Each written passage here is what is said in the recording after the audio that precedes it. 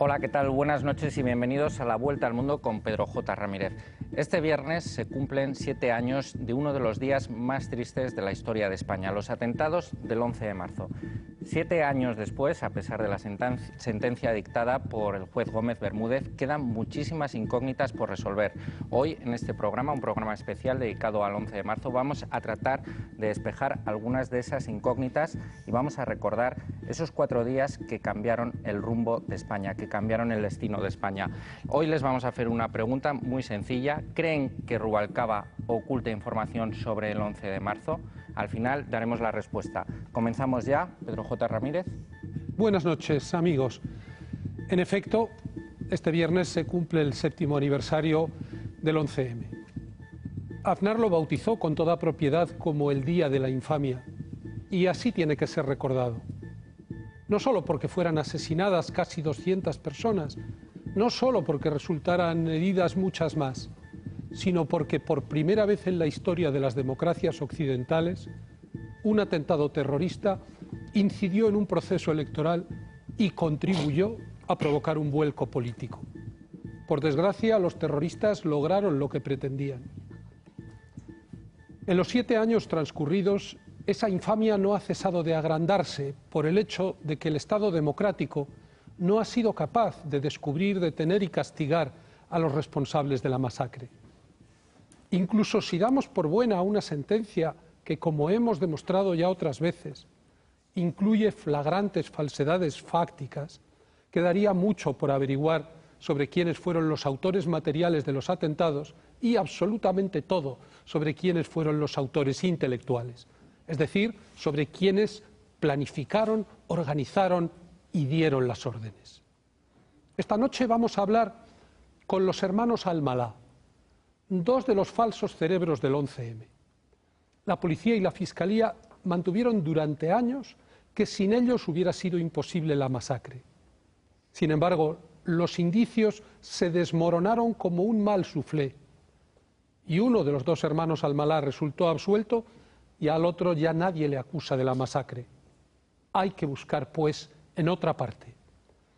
Frente a la apatía y al conformismo de gran parte de la sociedad española, la Asociación de Ayuda a las Víctimas persevera en la búsqueda de la verdad y por eso presentó hace año y medio una querella contra el comisario Sánchez Manzano, que era el jefe de los TEDAS y por lo tanto el responsable directo de que los restos que se recogieron en los focos de los trenes no fueran analizados en su mayor parte. Y a estas alturas sigamos sin saber qué explosivo estalló, cuál fue el arma del crimen. También nos van a acompañar la presidenta de estas, Les Domínguez, y su abogado José María de Pablo, para explicarnos el trasfondo de las inauditas mentiras con las que Rubalcaba ha tratado de ocultar este fin de semana su obstrucción a la acción de la justicia. Con ellos, al filo de las 12 de la noche, revelaremos, por cierto, una importante noticia que ocupa la primera página de la edición de mañana del Mundo. ¿Por qué no quiere Rubalcaba que avance la investigación sobre el 11M? Para contestar a esta pregunta es preciso recordar primero con cierto detalle lo que pasó hace 7 años.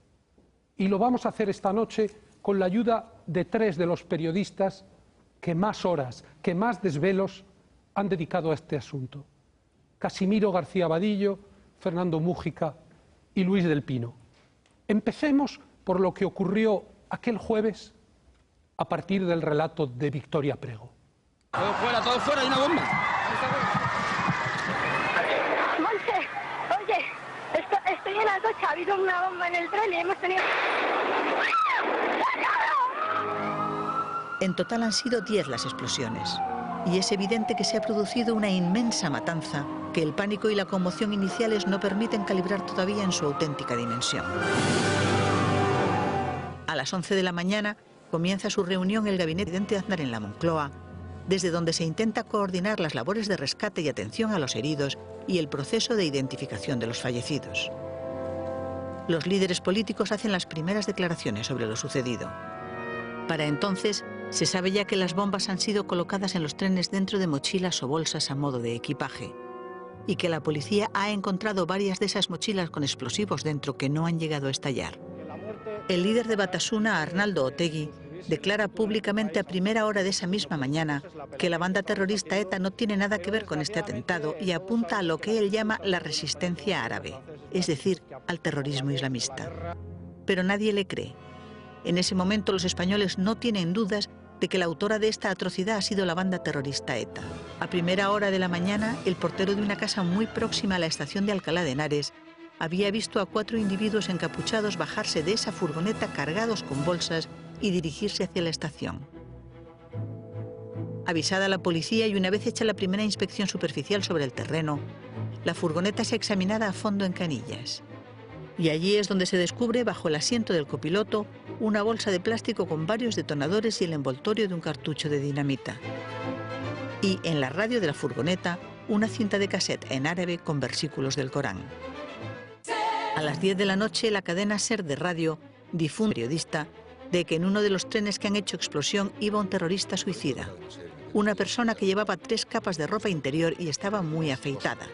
Una práctica habitual de los comandos suicidas islámicos antes de inmolarse. ¿Dónde estabais vosotros? ¿Cómo conocisteis la noticia de la masacre, Casimiro? Bueno, yo estaba por la mañana, estaba afeitando, estaba escuchando cuando dijeron que había habido una explosión en Atocha, que probablemente había heridos, se dijo, y a partir de ahí, pocos minutos después, se dijo que podía ser un atentado.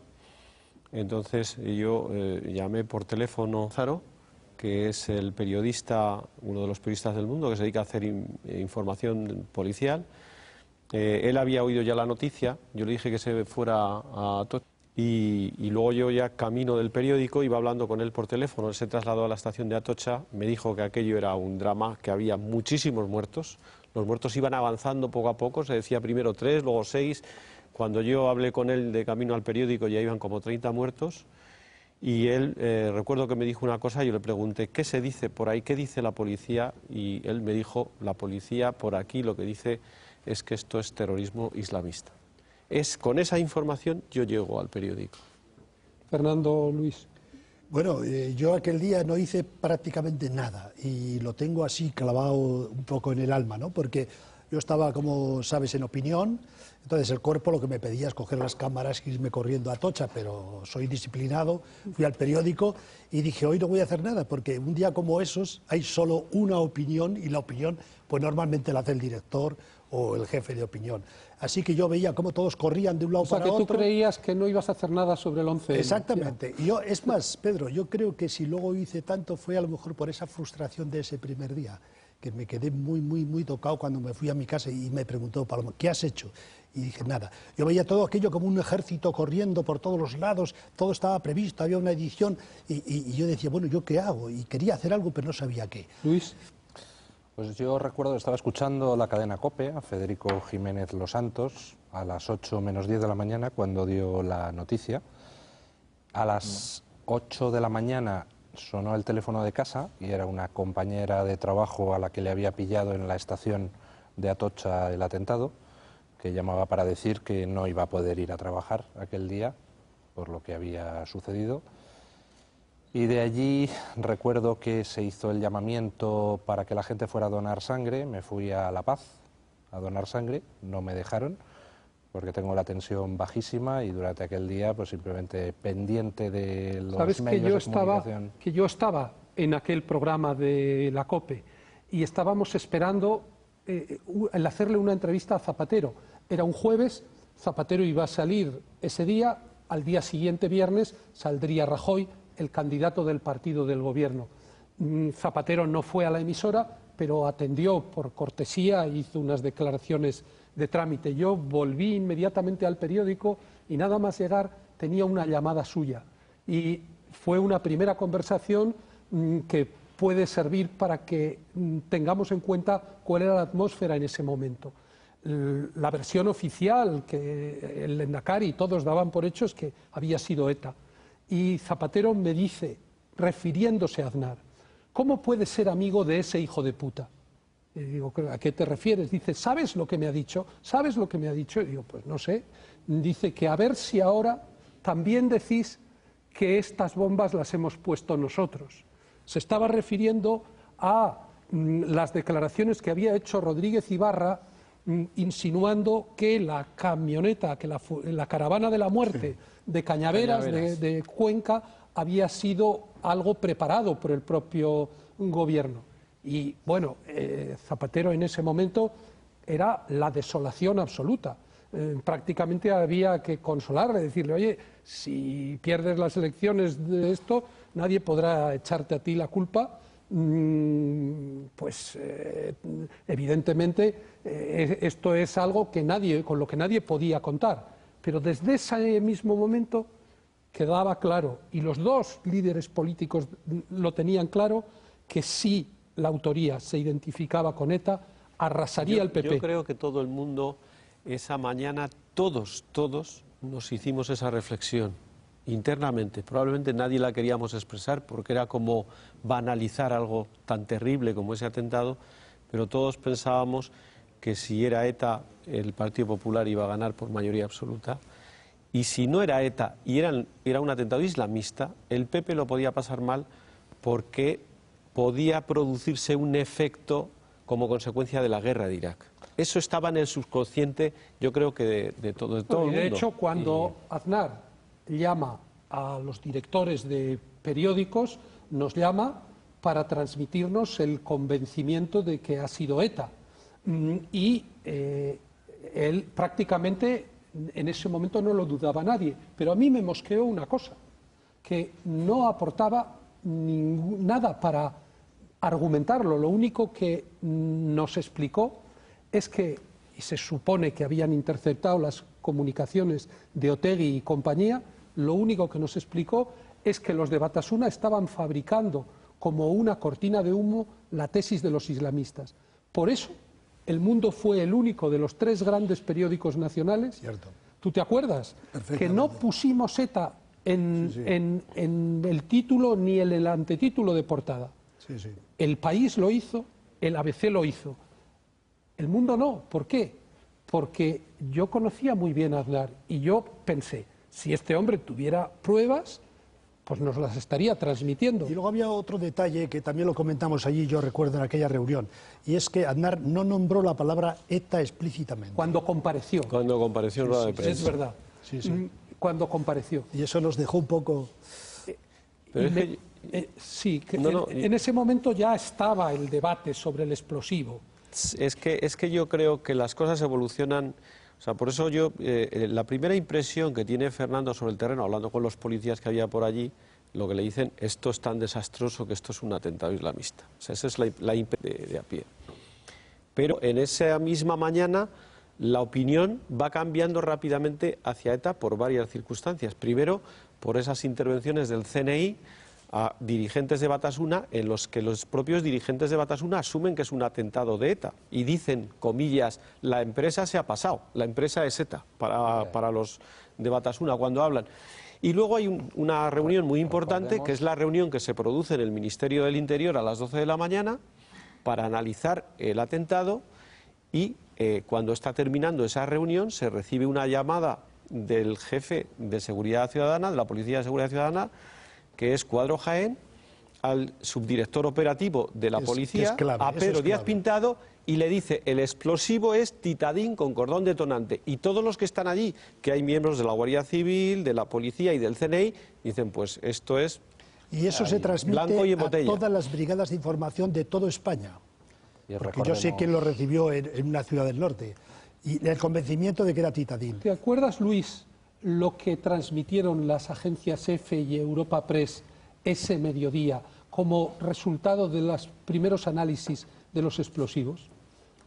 Mencionan que había nitroglicerina, mencionan que había cordón detonante. Exactamente. Con respecto a las intoxicaciones por la mañana apuntando a ETA, recordemos un detalle que yo creo que es enormemente significativo, que es que el dirigente del Partido Socialista de Euskadi, Manuel Huertas, alrededor de las 12 de la mañana hace unas declaraciones televisadas a EFE donde enseña una octavilla diciendo, esto se repartió ayer en el casco viejo de San Sebastián. Era una octavilla supuestamente hecha por ETA llamando al boicot a Renfe. Esto lo difunde el Partido Socialista a las 12 de la mañana. Es decir, por la mañana del 11M, las principales terminales que contribuyen a generalizar la sensación de que ha sido ETA, pertenecen al Partido Socialista. Pero es cierto que a partir del mediodía se nos empieza a encerrar a todos en esa disyuntiva que vosotros habéis dicho. Si es usted de derechas, tiene que creer que ha sido ETA, y si ha sido ETA va a ganar las elecciones. Si es usted del PSOE, entonces tiene que creer que ha sido el islamismo y ganará usted. Todo empieza a cambiar con la aparición de la cangú. Y aquí tenemos al mayor especialista en la cangú. Bueno, más tiempo. No, al que ha tragado el mayor sapo de la historia del periodismo, que es eso de la cangú. Yo voy a contar, porque tenemos poco tiempo, en un minuto los hechos. O sea, aparece un portero que le dice al jefe, al presidente de un edificio que ha visto a una gente extraña. Ese presidente se lo cuenta, no llama a la comisaría, como dicen, se lo cuenta a una furgoneta policial que ya está allí. Esa furgoneta es la que llama a comisaría, se ponen en marcha, llegan más furgonetas, son las 11 de la mañana aproximadamente, 11 menos cuarto, entonces aparecen los perros, no huelen nada de explosivos. El que hace la inspección ocular, que es un inspector jefe, no ve nada raro ni ve nada extraño, hasta el punto que apalancan que no lo hace él, lo hace uno de los policías que a mí me informan de lo que hablaremos ahora mismo. Entonces eso ya se ve que ahí no hay nada y que no les parece nada extraño esa furgoneta respecto al atentado, que no tiene ningún... Bueno, pero en eso de que no hay nada, sí. Fernando, tú años después coges la declaración, el atestado, que revela que había un montón de cosas, y pones ese montón de cosas dentro de la furgoneta y demuestras que eso no casa con los testimonios oculares. Bueno, no solo eso, yo hoy voy a ratificarme absolutamente y al 100% en lo que dije. Sufrí muchísimo con eso de la cintita de la Orquesta Mondragón y los Calleja y todos los tertulianos riéndose bastante de mí. Entonces, ahora quiero decir, lo que dije es cierto, tengo los testimonios y uno se apellida PC, el otro es L y es una chica de prácticas, el otro es H y el otro es R. Y estos 4 policías llegan en 2 coches y no llegan a la hora que se dice. Es decir, no llegan a las 11 de la mañana porque alguien ha llamado, llegan a las 9:30 de la mañana a Alcalá. Y ahí viene la primera gran confusión. Y no ven nada. Y sí ven, y lo digo otra vez para el que quiera escucharlo, una tarjeta del Grupo Mondragón. Y como uno de ellos, PC, ha trabajado en el norte de España, dice, déjame que pase por empresarial. Déjame que pase por el walkie, el teléfono, para ver. ¿Habéis visto alguna vez una casete que tenga un teléfono? No, ¿verdad? Bueno, pues pasaron el teléfono a la comisaría. ¿Por qué no figura nada de esto? Porque nada de lo que pasó entre las 9:30 y las 11 figura en ningún lado porque no existió. Solo figura cuando llama el individuo que dice que avisa porque el portero le ha dicho, y eso está marcado a las 11 menos 10 de la mañana. Por tanto, no existe. Nunca han preguntado a esos 4, no han ido al juicio y ellos ratifican plenamente que la furgoneta estaba vacía en el sentido estricto del término. Bueno, pues a partir de esa furgoneta es cuando se producen los análisis de los restos encontrados en la furgoneta, de los primeros análisis por parte del laboratorio de los TEDx de los supuestos restos de los focos, cuando dicen que es componentes genéricos de la dinamita. Luego por la tarde se mandan selectivamente algunas cosas al laboratorio de la policía científica y aparece la historia de la metenamina que descubre Luis del Pino. Pero ojo, que es que ahí has mencionado algo que es fundamental. En primer lugar, lo que se nos está haciendo en esa tarde es el cambiazo fundamental de toda la trama del 11M. En lugar de decirnos, vamos a analizar en los trenes a ver qué es lo que hay ahí, vamos a ver si encontramos trocitos de iniciadores, trocitos de detonadores, lo que hacen es sacar una furgoneta de Alcalá, llevarla a unas dependencias policiales y, oh maravilla, esa furgoneta que en Alcalá no tenía explosivos porque la huelen 2 perros distintos y no detectan nada. Uno de ellos llega incluso a entrar. Llega a dependencias policiales y sopla, aparece un cartucho de goma 2 eco, un trocito de cartucho. Y entonces ese trocito de cartucho es lo que se manda a analizar a la policía científica en lugar de mandar las cosas del escenario del crimen, de los trenes. Ese es el cambiazo fundamental. Yo quiero ahí añadir una cosa porque efectivamente desde las 2 de la tarde, que es la llamada de Cuadro Jaén diciendo Titadín, cordón detonante, a las 5 de la tarde que se produce otra reunión en el Ministerio del Interior donde el mismo Cuadro Jaén dice, Sánchez Manzano me dice que no es Titadín, sino que es dinamita, pero que no es titadín, se ha producido algo fundamental, que es que en los TEDAS, en el laboratorio de los TEDAS, es un laboratorio, digamos, para andar por casa, se ha hecho el análisis de los restos recogidos en los trenes y se ha detectado que no es titadín, sino que es una dinamita, genérico, una dinamita.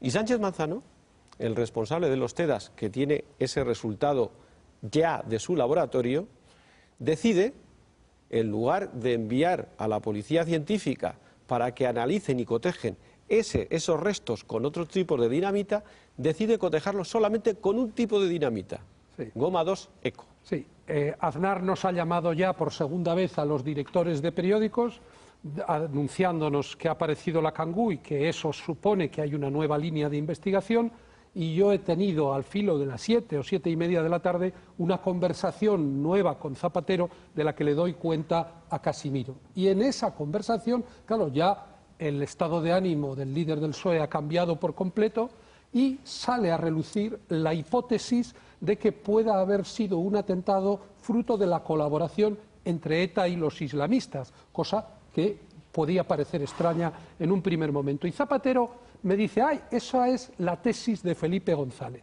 Dice, no sé, él ha utilizado una expresión en francés. A mí no se me ocurre qué expresión puede haber sido en francés, y le digo algo así como una joint venture, como una operación conjunta. Y dice, bueno, una especie de atentado por encargo. Al día siguiente, el diario El País recoge esa tesis con todo detalle en su editorial. Es verdad que ya han difundido por la noche la cadena SER la tesis de los suicidas con las 3 capas de ropa, etc. Vamos a ver en el siguiente fragmento del relato de Victoria Prego lo que ocurre esa madrugada en la que comienza la segunda de las 4 jornadas que cambian España. A las 2 de la madrugada, en la comisaría del PSOE se han llevado todos los efectos sin identificar procedentes del tren de la estación del Pozo. Una funcionaria policial descubre dentro de una bolsa de deportes azul un teléfono móvil unido por unos cables a un plástico. Es una bomba, una que no ha hecho explosión. Tengo el convencimiento que producirá el descubrimiento de los culpables y que pagarán por ello. Y quiero pedirle al Gobierno que informe con la mayor diligencia posible. No hay en ningún caso, ningún aspecto que se refiera a los atentados que pueda conocer el Gobierno que no ha sido puesto en conocimiento de la opinión pública. Incluso, quiero decirle, que yo lo he hecho personalmente. Por lo tanto, me sorprende que nadie pueda decir, y quien lo ha dicho debería excusarse, que se está ocultando información. Más de 11 millones de españoles salen a las calles de todos los pueblos y ciudades del país para expresar su repulsa, su indignación y su consternación por la terrible matanza perpetrada en Madrid. Al término del acto, un numeroso grupo intenta agredir físicamente y al grito de asesinos al vicepresidente del Gobierno, Rodrigo Rato, y al presidente del PP catalán, Josep Piqué. El viernes 12 es el día de la mochila y los 3 le habéis dedicado mucho tiempo y los 3 habéis averiguado cosas muy importantes de en relación a esa mochila.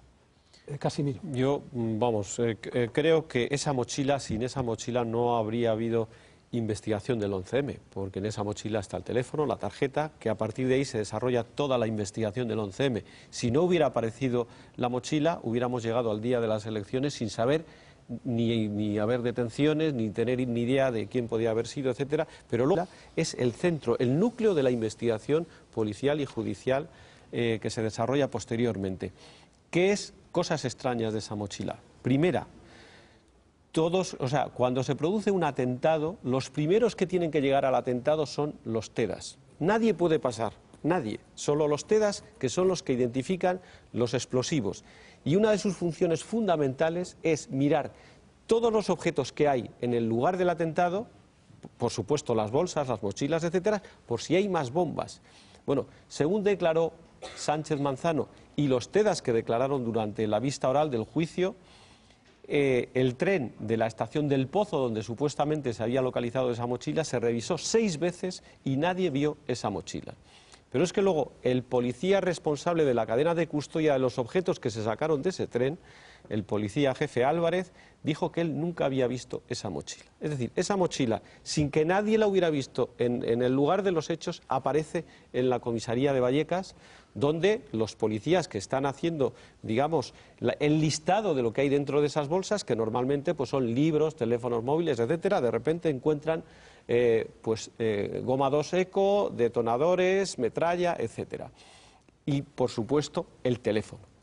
Y a partir de ahí, como digo, se inicia la investigación de la tarjeta, que es lo que nos lleva a Morata, etcétera. Luis. Sí, imaginemos que en el registro de la casa de un jefe de narcotraficantes no aparece ningún tipo de droga, de una bolsa que dicen que la han traído de esa casa, pero en el acta de registro no está. ¿Qué pasaría con el caso judicial contra ese jefe de narcotraficantes? Pues que se vendría abajo. Bueno, pues en el 11M lo que nos han hecho ha sido escamotear los trenes y, sin embargo, hacer aparecer en una comisaría una mochila que nos dicen que venía de los trenes y, como dice los Casimiro, trenes, los restos, todo vestigio de lo todo fue recogido a la trituradora y, en lugar de ello, en la comisaría de Vallecas aparece 18 horas después de la masacre esta mochila. Que esta mochila, primero, tenía un teléfono móvil que no daba ni siquiera la mitad de la corriente necesaria para que actuara el detonador de esa mochila. O sea, es imposible que eso lo haya hecho un terrorista. Bueno, además, Casimiro demostró, como recordaréis, que era imposible que con ese modelo la hora del teléfono se conservara. Si la policía lo había desmontado para sacar la tarjeta, no puede ser que luego, al encenderlo, se mantuviera la misma hora de los atentados como hora programada. Así es. Hay un montón de indicios que demuestran que esa mochila es una prueba falsa, y es la prueba falsa que da origen a todo el sumario. Pero de todos los indicios voy a mencionar solo uno muy brevemente. Esa mochila tenía medio kilo de clavos y tornillos. Sí. Es imposible que, si estallaron 10 mochilas como esa en los trenes, los cadáveres aparecieran como aparecieron, sin ni un solo clavo y sin ni un solo tornillo en los allá. Por tanto, lo que estalló en los trenes es distinto de esa mochila que apareció en Vallecas. Hay un aspecto que no se ha tocado todavía y que yo no quiero desvelar del todo, más que un poquitín. Hay alguien muy importante que estaba en IFEMA, que es de un partido político que puede ganar las próximas elecciones, que dijo que estaban buscando una mochila por IFEMA. Y que esa mochila, cuando apareció en Vallecas, dijeron, ya estamos tranquilos porque ya ha aparecido, estaba en Vallecas. Yo no voy a ser quien desvele ese dato, supongo que lo tendrá que desvelar la persona que a mí me lo ha contado y que es un cargo muy importante. ¿No dicen que ahora quieren hacer el PP, escarbar para saber la verdad? Pues que empiece esta persona por decir lo que me contó a mí. Lo que ocurrió en las manifestaciones ya lo sabemos todos, pero conviene recordar lo que ocurrió en una cena que tuvo lugar inmediatamente después de la manifestación, en la que estaba buena parte de la plana mayor del PSOE, incluido el señor Rubalcaba.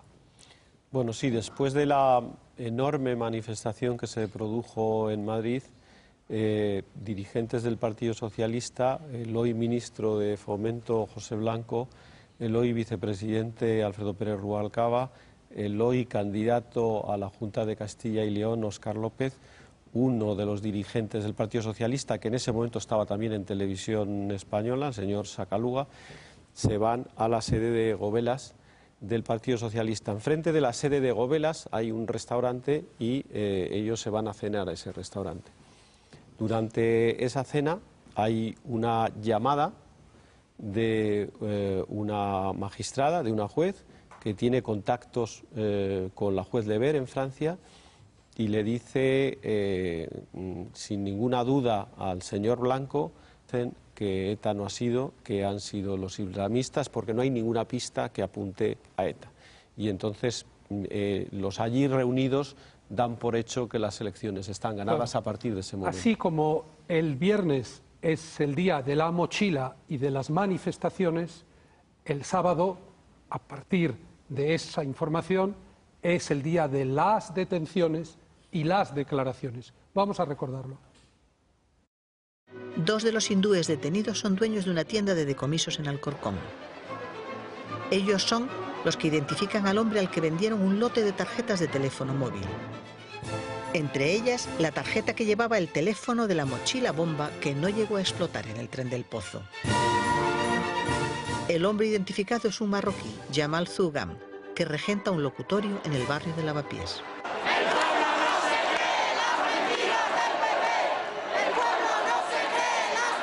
Miles de personas empiezan a concentrarse ante la sede del Partido Popular en Madrid.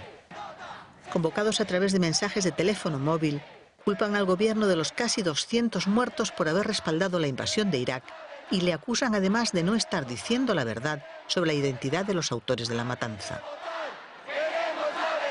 Soy Mariano Rajoy, secretario general del Partido Popular y candidato a la presidencia del Gobierno. He acudido urgentemente a la sede nacional del Partido Popular porque se está produciendo en estos momentos una manifestación ilegal e ilegítima que rodea toda nuestra sede, imputando además graves delitos al Partido Popular. Los ciudadanos españoles se merecen un gobierno que no les mienta, un gobierno que les diga siempre la verdad. Y la verdad, toda la verdad se acabará sabiendo. Ese es nuestro compromiso con las víctimas. La que debería haber sido jornada de reflexión, pero no lo fue, ni siquiera termina ahí.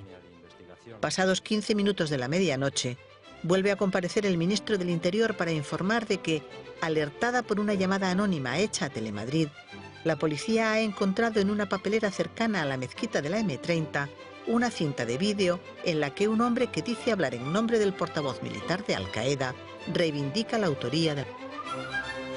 El ministro reparte a los medios de comunicación la traducción del comunicado. Este Jamal Zougam es en estos momentos el único condenado que está en prisión como presunto autor, ¿no? Como condenado como autor material, condenado a 40 y tantos mil años de cárcel de la masacre. ¿Vosotros creéis que había elementos como para detenerle? ¿Vosotros creéis que Jamal Zougam estuvo en los trenes y colocó mochilas bomba provocando los asesinatos de todas esas personas? Pues considerando que había estado la noche anterior en un gimnasio hasta la 1 de la madrugada, parece bastante difícil. Yo estoy convencido de que Jamal Zougam no tiene nada que ver con la masacre, estoy personalmente convencido. Y me da escalofríos ver a Rubalcaba diciendo lo que ha dicho ahora mismo, me da verdaderos escalofríos. Yo creo que esa jornada fue realmente la infamia, pero la infamia de hacer algo que no se puede comprender, que es presionar a un gobierno el día anterior a las elecciones. Me parece una cosa inconcebible absolutamente. A mí me parece que Jamal Zougam es la pieza clave que demostraba, digamos, de cara a la opinión pública, que el atentado era islamista. O sea, Zougam es el islamismo, la demostración no solamente de que el atentado era islamista, sino de que el gobierno estaba mintiendo, porque había mantenido hasta las 12 de la noche del día anterior que la pista de ETA era la que más pesaba. Entonces, ¿qué relación tiene Jamal Zougam con el atentado? Pues que en su tienda se vendieron las tarjetas de móvil que fueron utilizadas presuntamente por los terroristas para el atentado. Claro, aquí hay algo que no cuadra. En una ciudad como Madrid, donde debe de haber como 500 tiendas donde se venden tarjetas de móvil, si yo soy un miembro de un comando terrorista, lo que nunca haría sería llevar mis propias tarjetas de mi tienda para hacer el atentado. Pero no solo eso, lo que no haría, ni mucho menos, es quedarme en mi tienda después de enterarme por los periódicos que lo publicaron, que había aparecido un móvil con una tarjeta vendida en mi tienda, y esperarme tranquilamente a que me viniera a detener la policía. Es decir, la relación de Zougam con el atentado es esa, pura y simplemente esa, hasta que luego ya posteriormente, y esto sería larguísimo de contar, aparece una misteriosa testigo que dice haberle visto en los trenes. Pero la relación de Zougam con el atentado es exclusivamente que en su tienda se vendieron las tarjetas. Vamos a ver, con respecto al tema de los móviles, todos hablamos de los móviles, de las bombas, etcétera, etcétera. Vamos a ver, en las bombas del 11M no se usó ningún móvil. ¿Por qué sabemos hoy que no se usó gomado seco? Porque se han hecho una serie de análisis que en todo caso se pudo haber usado titadine, pero gomado seco no. Bien, Pero al principio nos dijeron que en las bombas del 11M se usaba gomado seco. ¿Por qué? Porque en la mochila de Vallecas había gomado seco. Pero hoy sabemos que esa mochila es falsa y que por tanto ese razonamiento es ilógico. Pues con los móviles pasa lo mismo. En las bombas del 11M nos dicen que se usaron móviles. ¿Por qué? Porque en la mochila de Vallecas había un móvil. ¿Se ha encontrado algún resto de móvil en los trenes? Ninguno. Si se hubieran usado móviles en las bombas del 11M, pues entonces los artificieros y los de la policía científica habrían recogido trocitos y habrían podido reconstruir el móvil usado como bomba. No había nada. En las bombas del 11M no había móviles y, por tanto, esa detención de Zougam se basa pues en una falacia, que es en una prueba falsa, que es la mochila de Vallecas. No olvidéis que se dijo que había un trocito de baquelita del teléfono de la mochila en la tienda de Zougam, cosa que era tan mentira que ni siquiera sale en el sumario. A mí me llaman la atención de la escenografía de ese sábado en el que todo se decanta vertiginosamente, me llaman la atención dos cosas que hemos podido ver en el resumen de Victoria. Primero, que en esa manifestación espontánea, entre comillas, que tiene lugar ante la sede del PP, todos llevan la misma pancarta. Paz, paz, paz, paz, paz. Claro, el mensaje es muy claro. Aznar nos ha metido en una guerra y aquí acaba de tener lugar una de las batallas de esa guerra en la que han muerto 200 españoles por culpa de esa guerra. Y la segunda cuestión muy relacionada, en el vídeo que es una mezcla de escenografía entre la guerra de las galaxias y el islamismo y las reivindicaciones islamistas, hablan de respuesta a la participación de España en Irak y en Afganistán. ¿Por qué, si 7 años después seguimos en Afganistán, ese comando, esa organización, esa trama, no ha vuelto a atentar ni a intentar en serio atentar en España? Esas son dos preguntas que habría que contestar, sobre todo en el contexto de lo que ocurrió al día siguiente, y lo recordáis todos, pero bueno es contemplarlo una vez más.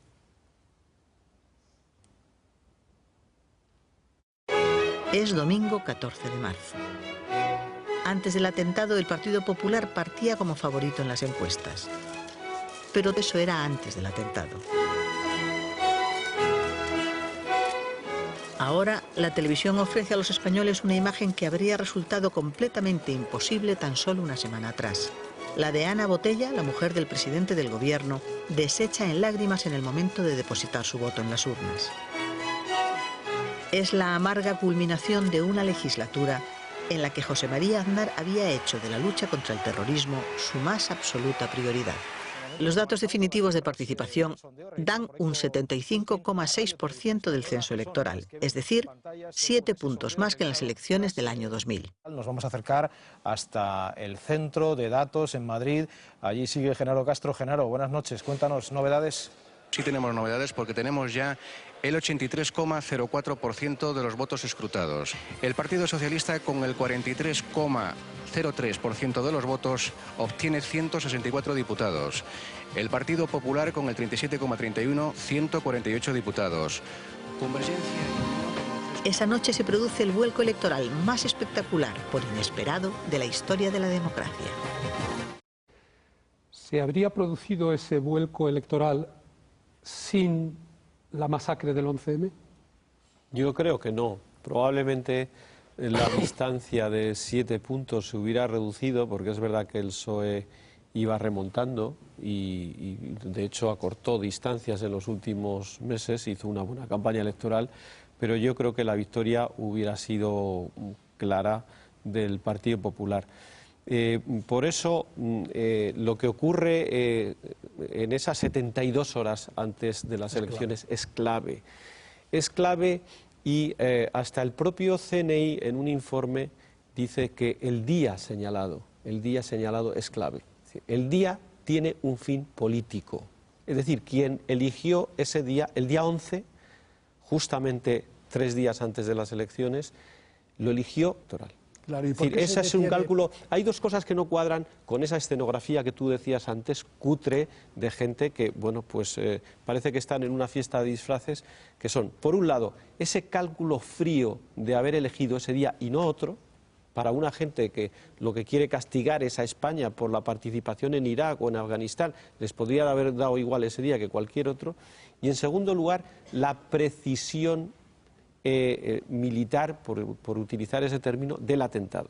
Es decir, un atentado que produce 192 víctimas, que se hace, digamos, perfectamente, con una gente que, por lo que conocemos, de una logística no tenían ni experiencia en armas, no tenían experiencia en explosivos, y de repente resulta que es como si se les hubiera iluminado. 8 días antes no tenían los explosivos. O sea, el mayor atentado de Europa, en que los terroristas 8 días antes de cometerlo ni siquiera tienen los explosivos. O sea, si esa noche el tal Trasorras, el minero, se pasa de cocaína o se pasa de copas y no les da los explosivos, ¿qué pasa? Que ya no hay atentado.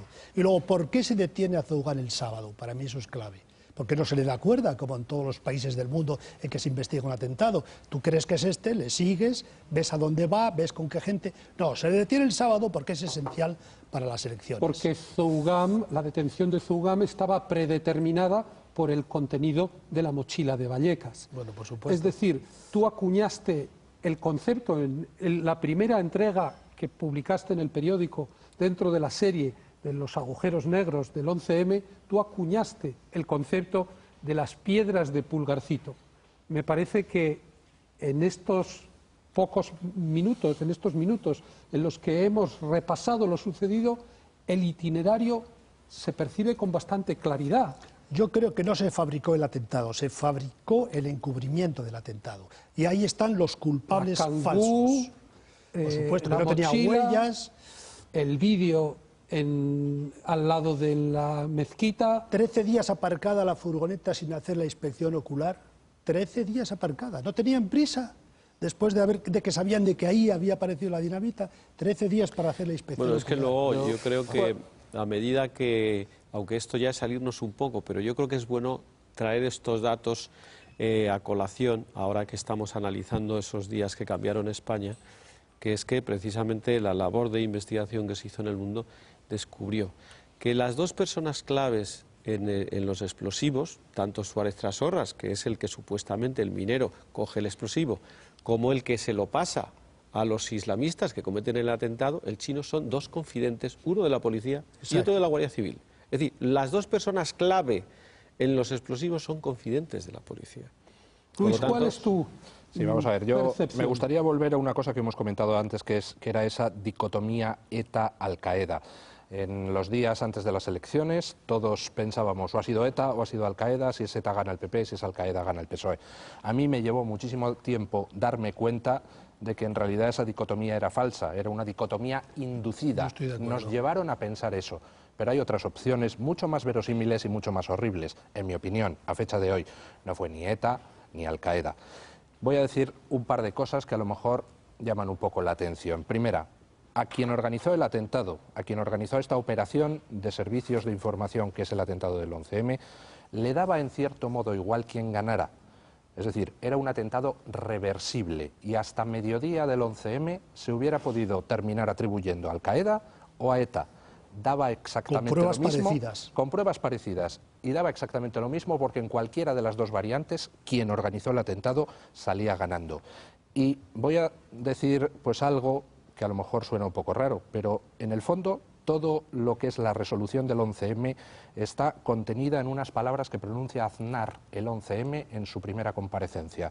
Aznar dice una frase, además de no mencionar a ETA en aquella comparecencia, Aznar dice una frase que os invitaría a que analizarais y a que tratarais de explicar desde la hipótesis de ETA o Al-Qaeda. Comparecencia de Aznar, mediodía del 11M. Dice Aznar textualmente lo siguiente: España no va a cambiar de régimen ni porque ETA mate, ni porque los terroristas maten, ni porque dejen de matar. Si sois capaces de explicar esa frase, el 11M está contenido en ella.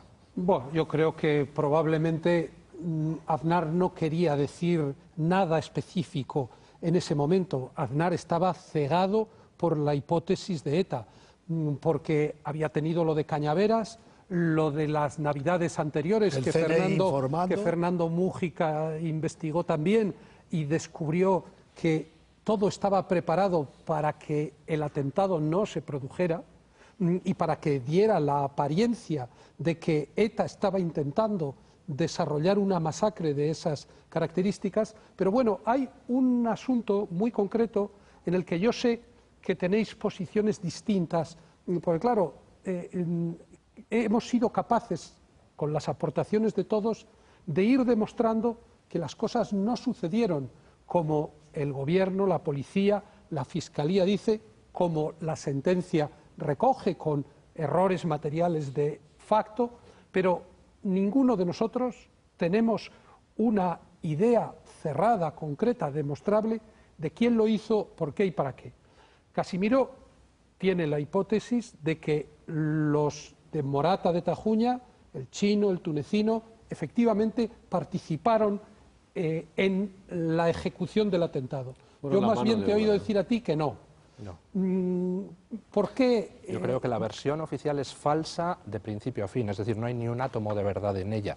Y la razón por la que creo que ni los de Leganés, ni los de Morata, ni ninguno de ellos tuvieron ninguna participación es muy simple. ¿Cómo llegamos a los de Leganés y a los de Morata? Pues a través de una tarjeta telefónica que está en un teléfono que aparece ¿dónde? En la mochila de Vallecas.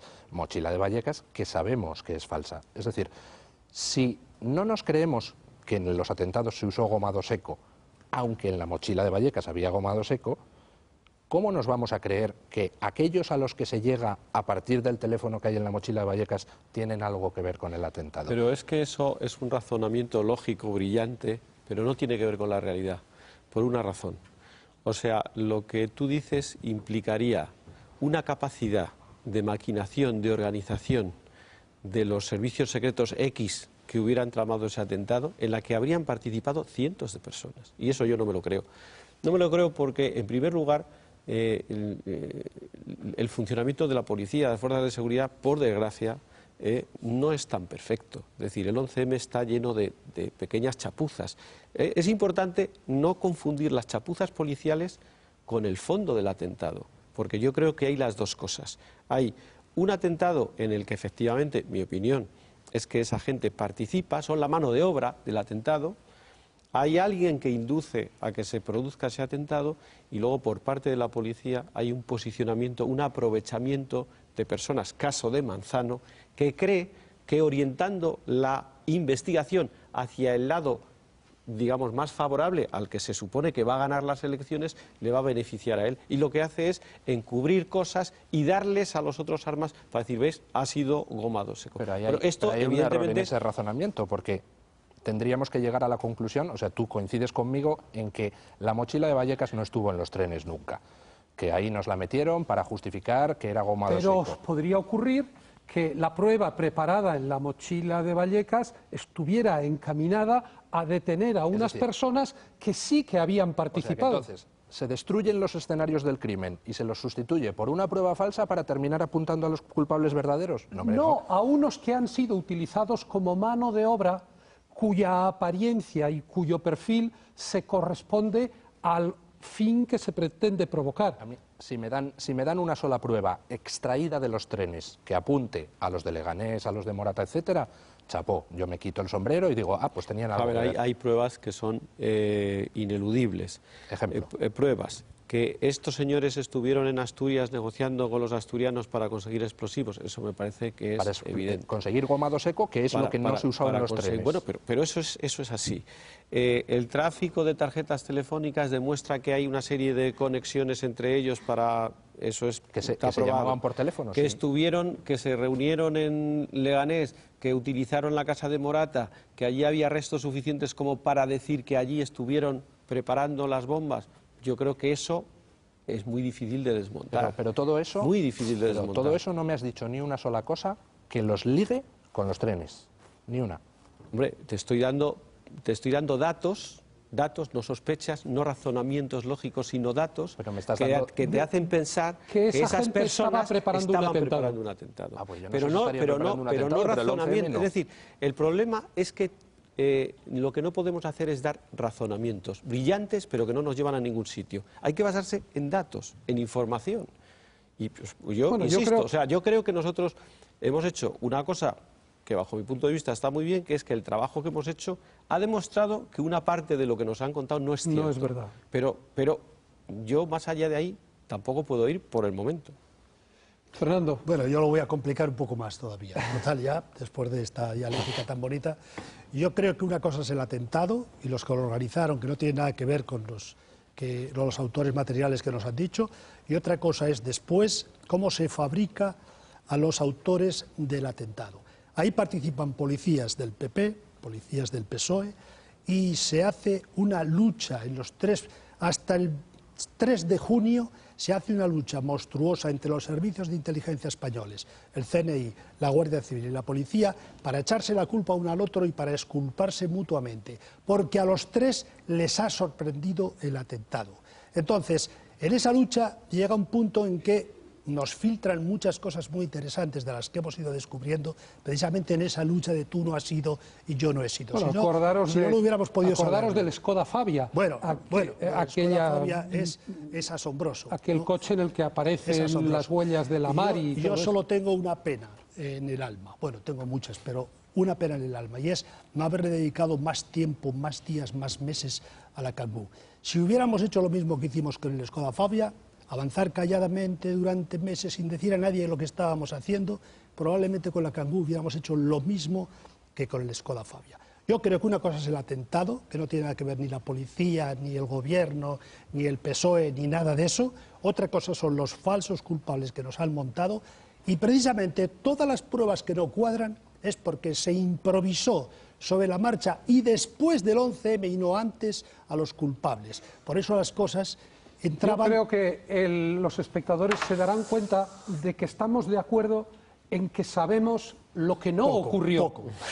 Sabemos lo que no ocurrió. No sabemos lo que ocurrió, pero... Bueno, a mí de todas formas este debate me gusta por una razón, porque pone de manifiesto que cada uno hemos actuado intelectualmente de una manera honesta y con libertad. No ha habido una confabulación para conspirar. Y las personas con las que vamos a hablar a continuación, después de un brevísimo corte de publicidad, son el testimonio vivo de que también la policía y la fiscalía sostenían una parte de la verdad que se desmoronó sola, los hermanos Almalá. 10 segundos. Voy a decir ya 10 segundos. Lo último, y es, creo que el que hizo el atentado no lo hizo para que perdiera el PP, sino para que ganara. Por eso el jueves tenían previsto detener a toda la cúpula de ETA. Perdón, el viernes, al día siguiente, tenían previsto detener a la cúpula de ETA. 2 minutos y volvemos enseguida. 2 minutos, no se vayan.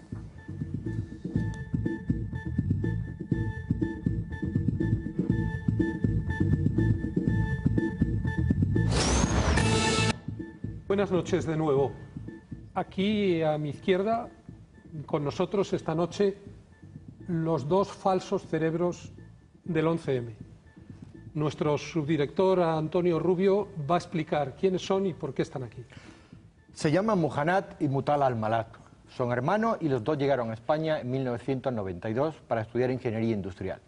Ninguno de los dos acabó la carrera, pero lograron montar un pequeño taller de reparación de electrodomésticos. Y en 1998 consiguieron la nacionalidad española.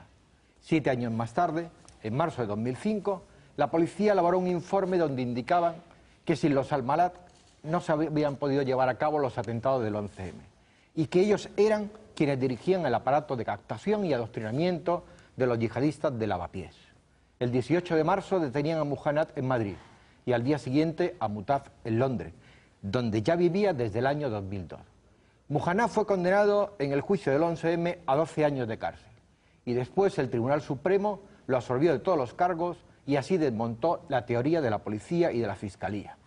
Ahora Muhannad está libre y Mutaz ha visto como la propia fiscalía lo ha desvinculado de los atentados del 11M y solo lo acusa de colaborar con banda armada.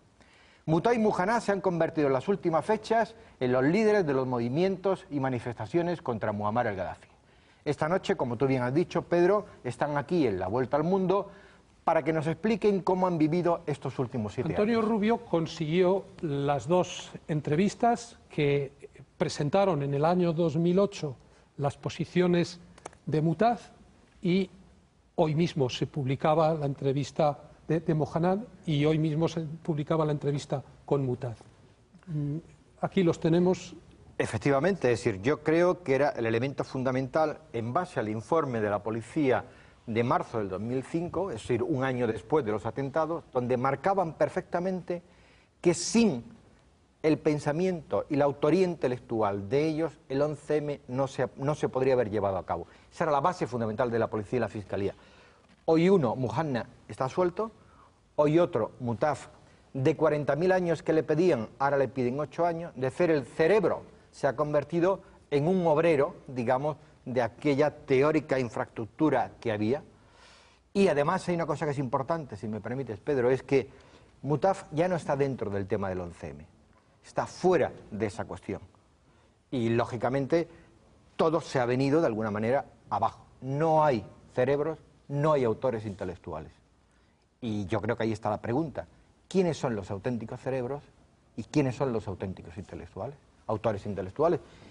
Y yo creo que ellos podrían, de alguna forma, intentar ayudarnos en base a que los dos conocieron tanto a Serhan el Tunecino como a Rabi Osman y a otros tantos de los que teóricamente estaban allí y algunos de ellos murieron en el piso de Leganés.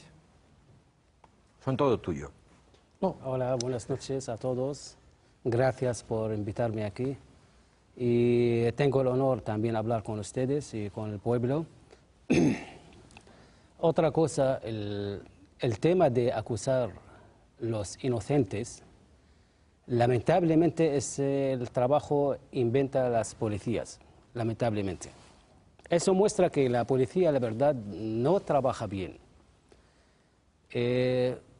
Siempre, cuando pasa alguna cosa o una cosa grave, gran masacre como el 11 de marzo, siempre intentan buscar cualquiera para meterlo dentro del cárcel y luego se hacen alguna investigación o no lo hacen.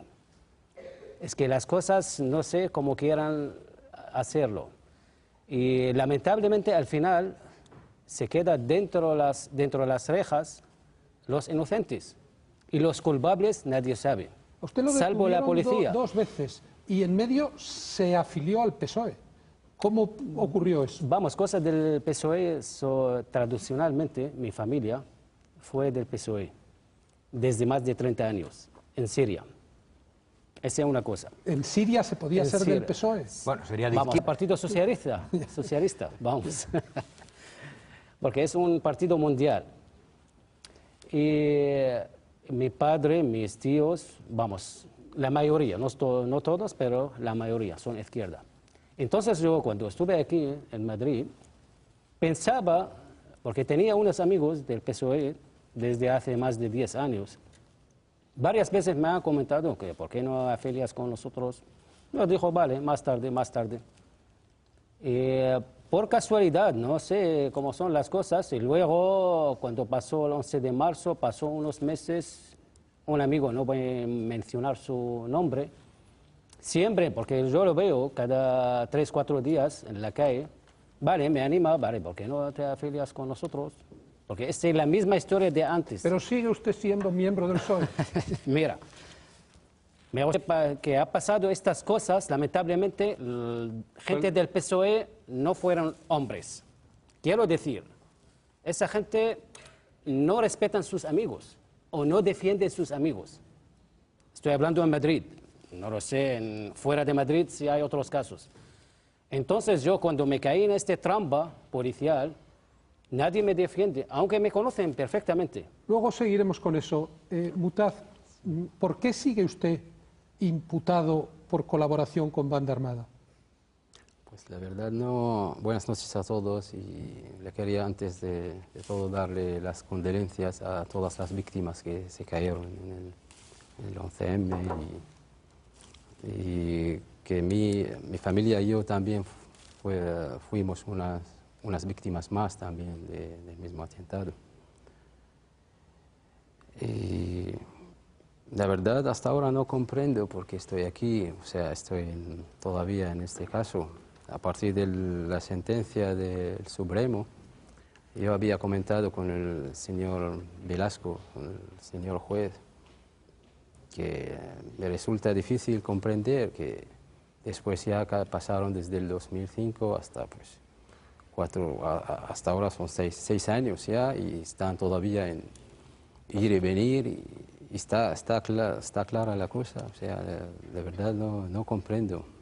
A mí me gustaría, señor Mutaz, yo me acuerdo cuando empezábamos a investigar en este asunto del atentado, los primeros informes policiales que yo leía, le presentaban a usted como el número 2 de Abu Dada en España. Abu Dada es el jefe de una célula islamista que fue detenido en su día, incluso se le investigó por posible colaboración en el atentado de 11S en Estados Unidos, y a usted se le presentaba como una persona muy relevante dentro de un grupo islamista muy activo en Madrid.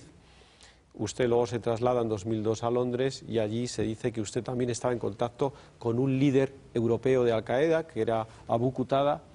¿Qué relaciones tenía usted con los grupos islamistas? ¿Puede usted describir qué relaciones tenía con ellos?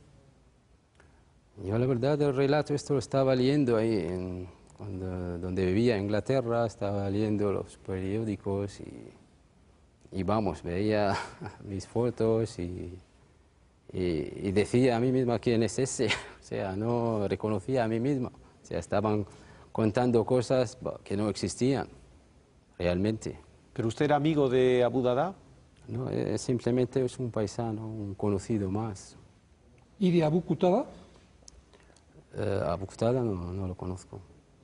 ¿Usted estuvo sí he oído hablarlo en alguna...? Tenemos un corte de publicidad y veo que hay preguntas que sin duda van a requerir respuestas.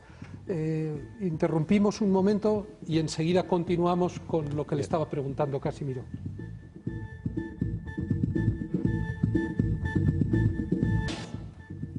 Sí, buenas noches de nuevo. Casimiro García Vadillo le estaba haciendo una pregunta. Sí, Mutaz, a mí me gustaría saber si en esas reuniones que tú tuviste bien con Abu Qatada o luego después con el tunecino, que fue una persona de las que murió en el piso de Leganés, o bien con el egipcio, que durante muchísimo tiempo fue considerado como el autor intelectual. Después de vosotros, él os sustituyó en el ranking de autores intelectuales y ocupó el primer lugar durante muchísimo tiempo. Durante esas reuniones que tú mantuviste con ellos, ¿se habló alguna vez, se comentó alguna vez la posibilidad de hacer algún tipo de atentado? Pues no sé de qué tipo de reuniones estaba hablando usted, o sea, yo no he tenido ninguna reunión con estas personas respecto a este tema. Pero tú contrataste al egipcio, no, tenía relación con Abu Qatada. Sí, has confundido Abu Qatada por Abu Dada. Abu Dada. Sí, tampoco he tenido reuniones, o sea, con esta gente. Pero sí tenías una relación, digamos, de amistad o comercial con Abu Dada. Pues no, como le he dicho, unos conocidos me llamaban como cualquier paisano para reparación de un electrodoméstico que otro. Pero tú has no ha habido ningún, digamos, una reunión. ¿Tú has llegado a ver vídeos de Abu Qatada? Cintas, sí, he escuchado algunas. O sea, yo escucho, digamos, de distintas opiniones, de distintas escuelas de entendimiento. Tanto escucho al señor Bush o Aznar o cualquier líder del mundo. Pero no comparará usted sí. a Bush y a Aznar con quienes predican la yihad, ¿no? No, pero vamos, yo soy un hombre libre, o sea, nadie me puede, digamos, imponer que escuche unas ideas o otras. ¿Usted se siente islamista? Yo con este término no estoy de acuerdo de clasificar a la gente islamista, católico, yihadista. ¿Usted está a favor de la yihad? No, yo estoy a favor, o sea, de la lucha pacífica, de hacer cambio real como se está pasando ahora en el mundo árabe, que estamos muy contentos de que estamos ya por fin viendo algún cambio real sobre el terreno. ¿Usted justificaría los atentados? ¿Justificaría el 11S o el 11M? ¿Lo justificaría? No, de ninguna manera. ¿Usted no justificaría nunca la violencia para conseguir sus objetivos?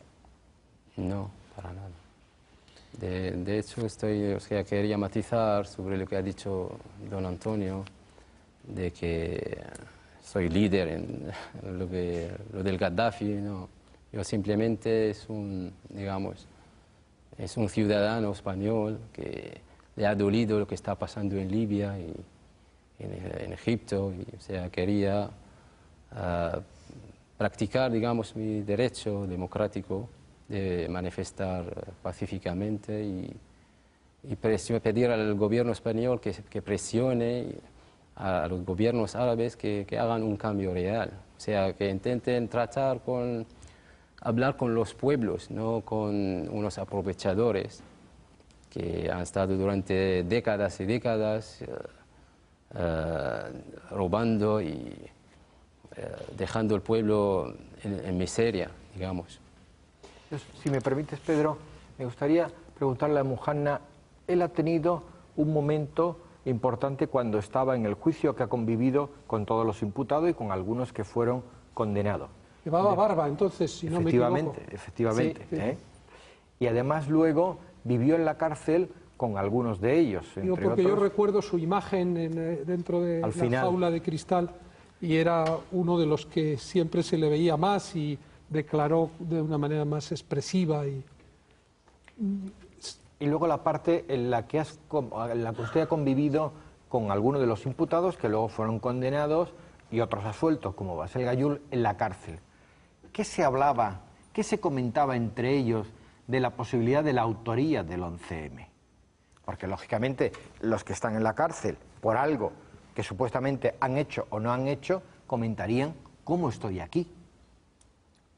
Vamos, la mayoría de nosotros cuando estuvimos dentro, estamos hablando que teoría que los dos chivatos de la policía y la Guardia Civil, Rafa Zuhair y José Emilio Suárez, conocen mucho y encima estaban súper tranquilos que van a salir absueltos.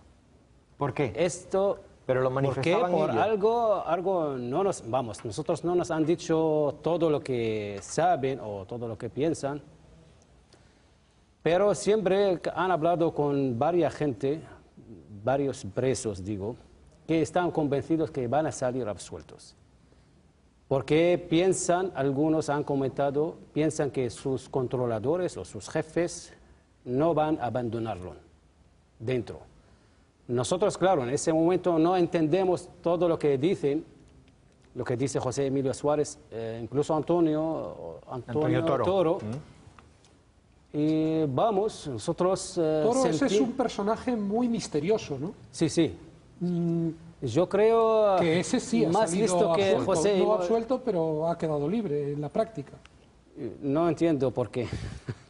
Yo no entiendo. A mí me gustaría preguntarte una cosa, Muhanna. Tu hermano se fue a Londres en el año 2002, pero tú estuviste aquí mucho más tiempo y, por lo tanto, pudiste convivir con personajes clave del atentado como el egipcio, como Serhan el egipcio. Tú has visto su evolución. ¿Hay un momento en el que Serhan se convierte en islamista? El tunecino, ¿te refieres a Serhan el tunecino? El tunecino, yo puedo decir a partir del 2001-2002. Ha vuelto más radical, vamos. ¿Pero radical como para cometer un atentado? Atentado, yo nunca he escuchado este tema. Pero se complican las cosas. Muchas cosas están prohibidas por él y... quiero decir en palabras de radical que muchas cosas quiere estar a su medida, o lo que piensa él, no como piensa religión.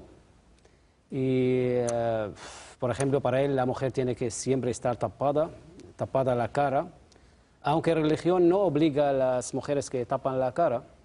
Para él sí, es obligación, es un ejemplo. Para él ¿Y a ustedes le qué gusta... les parece eso? La imposición de que la mujer vaya tapada, ¿qué les parece? Religión no obliga. Pero el Corán dice debería... ¿sí? Hay islamistas interpretan que es obligatorio. Pero la verdad, el Corán no dice esto. Dice el Corán tapar el pelo, nada más. Encima, ni el padre ni el marido puede obligar a su hija o su marido, su mujer, que lleva este vestido. Ninguna persona puede obligar a otro. Permítame una intervención aquí referente al tema este. Es que el Islam, o sea, fue de los pioneros, digamos, en asegurar la libertad de la religión, digamos. De hecho, el segundo califato del Islam, que Omar ibn al-Khattab, o sea, dijo que desde cuándo os habéis esclavizado a la gente si sus madres les dio la luz como libres. Y también hay un versículo en el Corán también dice que من شاء فليؤمن ومن شاء فليكفر وقل الحق من ربك فمن شاء فليؤمن ومن شاء فليكفر. Nos lo tiene que traducir usted. Esto quiere decir que di la verdad de tu Señor, y aquel que quiere creer, que crea, y aquel que no quiere, que no lo haga. O sea, la verdad es... Bueno, es la primera vez en la entrevista que le he visto sonreír, sí, al comentar esto irónicamente. Perdone, usted ha tratado... Hemos hablado del tunecino, pero también ha tratado en la cárcel a la persona que ha sido condenada por poner bombas en los trenes, que es Yamal Zugam. ¿Usted cree que él lo hizo? No lo creo. Ni muestran, vamos, no voy a hablar por las pruebas porque no existen pruebas. Pero voy a hablar por sus actitudes. Bueno, pero hubo durante unos los testigos meses que le reconocieron en los trenes. Vamos, ese es otro juego, yo no entiendo. Yo no creo que estas son pruebas. Y voy a hablar por sus actitudes. Todos los días que estuvimos juntos, hablando casi muchas horas, la verdad, ningún segundo yo pensé que este señor tiene mano en este tema. Siempre a mí me ha mostrado su inocencia, la verdad. Ojalá que si yo encuentro algún culpable para cargar contra él, sea lo que sea. ¿Y por qué? Yo he leído en la entrevista que le hizo hace 3 años a Antonio Rubio que la policía durante el juicio estaba empeñada en que usted estableciera un vínculo entre Zugam y el tunecino. La policía quiere hacer quiere traer cualquier testigo que hace relación entre los dos. Encima piden que alguien que haga un falso testimonio, que sea yo o sea otros. Porque pero muchos presos... ¿A ti te lo pidieron directamente? ¿La policía te pidió sí, que reconociera la relación entre el tunecino y Jamal? Sí, claro. Y no solamente yo. Yo he escuchado varios ejemplos de otros presos más o menos en estos temas. Quieren relacionar una persona con otro. Aunque los dos no conocieron, ni coincidieron. ¿Pero por qué dice usted que por sus actos usted cree que Zugam es inocente? Porque ha hablado muchas cosas sobre su tema diariamente, cómo vive. Incluso el 11 de marzo estaba con su madre, con su familia, y no sabe nada. Encima el pobre, cuando ha pasado las cosas, no sabe. Luego ha escuchado por las noticias. Y si fuera esto también, ¿por qué no se escapara? Lógicamente, debería escapar. Se nos está terminando el tiempo. Una última cuestión que yo creo que es y luego muy continuamos. importante. Hay varias personas de los implicados en el atentado que han manifestado que el CNI les ha intentado captar. Uno de ellos, Zugam, el propio Zugam, dijo que el CNI le había intentado captar. ¿A usted le intentó captar el CNI? ¿Sí o no? No. Antes del 11 de marzo, no. Después sí. Bien. Volvemos enseguida, tenemos un breve corte de publicidad y volvemos enseguida con las personas. Buenas noches de nuevo. Les decía al comienzo del programa que íbamos a tener en este último segmento a 2 invitados que representan la tenacidad en la búsqueda de la verdad del 11M. La presidenta de la Asociación de Ayuda a las Víctimas, Ángeles Domínguez, y el abogado que representa a la asociación en la querella presentada contra el antiguo comisario jefe de los TEDx, Sánchez Manzano, José María de Pablo. Buenas noches a ambos. Hoy es un día muy especial. También les decía que teníamos una noticia importante que comunicarles y puedo enseñarles ya, aquí acaba de llegarme a través del iPad, a través de Orbit, la portada de mañana del Mundo, que da una noticia que sin duda a ellos les debe suponer un elemento de aliento, les debe ayudar a seguir adelante en su empeño. La juez cita a los 48 TEDx que actuaron en los focos del 11M.